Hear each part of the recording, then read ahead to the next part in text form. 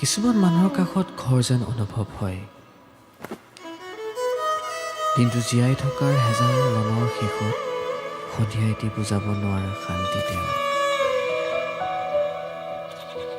যেন মাজনিশাৰ কম ভলিউমত বাজি উঠা এটি গজল।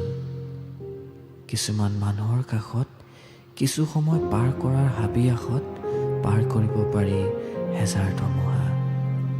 যি মানুহৰ ভাল পোৱাত নাথাকে প্ৰশ্নবোধক, কেৱল শান্তি। যাৰ কাণত বিচাৰি পোৱা যায় আইৰ কোলা। যিয়ে ভাগৰা হাতখন ধৰিলে অনুভৱ হয় সৰুতে অংকত কম নম্বৰ পাওঁতে দেউতাই দিয়া সাহসক। কিছুমান মানুহৰ কাষত শান্তি পোৱা যায়।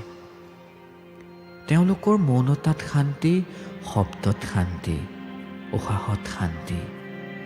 মানুহ হয়তো পাৰফেক্ট নাথাকে। ইনষ্টাগ্ৰামৰ পৃথিৱীত সুখী থকা সহজ নহয়।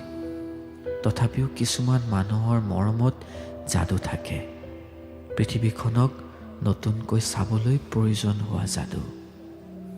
কাৰণ টাইম পাছ পৃথিৱীত তেওঁ জানে মৰমত প্ৰশ্নবোধক নাথাকে, থাকে মাথো নেক্সট পেৰেগ্ৰাফ। যদি এনে কোনোবা আছে আপোনাৰ কাষত, ফ্ৰেণ্ডশ্বিপ পৃথিৱীৰ দৌৰত হেৰুৱাই নিদিব তেওঁ। দিনটোৰ শেষত মানুহে কেৱল এখন ঘৰ বিচাৰে, আইৰ থকা, পিতাইৰ সপোন থকা এখন ঘৰ। তেওঁক ভালে ৰাখক, মৰমত ৰাখক, নিজৰ কৰি ৰাখক। জীৱনটো শান্তিত পাৰ হ'ব ৰ'দ বৰষুণ। ভালে থাকক, ভালে ৰাখক।